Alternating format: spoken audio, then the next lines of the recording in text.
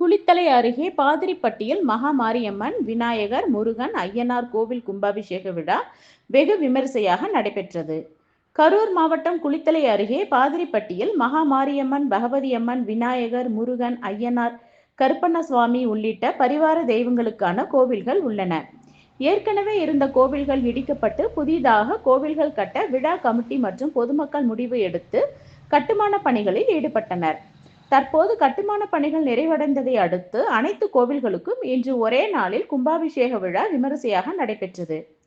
கடந்த 2 நாட்களுக்கு முன்னர் குளித்தலை காவிரி ஆற்றிலிருந்து புனித நீர் கொண்டு வரப்பட்டது. புனித நீர் அடங்கிய கும்பத்தினை சிவாச்சாரியார்கள் யாக வேள்வி சாலையில் வைத்து மகா கணபதி பூஜை, வாஸ்து சாந்தி பூஜை, லட்சார்ச்சனை, நாடி சந்தனம், பூர்ணாகுதி, திரவியாகுதி உள்ளிட்ட 4 கால யாக வேள்வி பூஜைகள் நடைபெற்றன.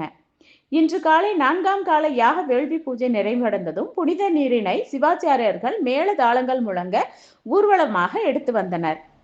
பின்னர் வேத மந்திரங்கள் முழங்க கலசத்திற்கு புனித நீரினை ஊற்றி குடமுழக்கு செய்தனர்.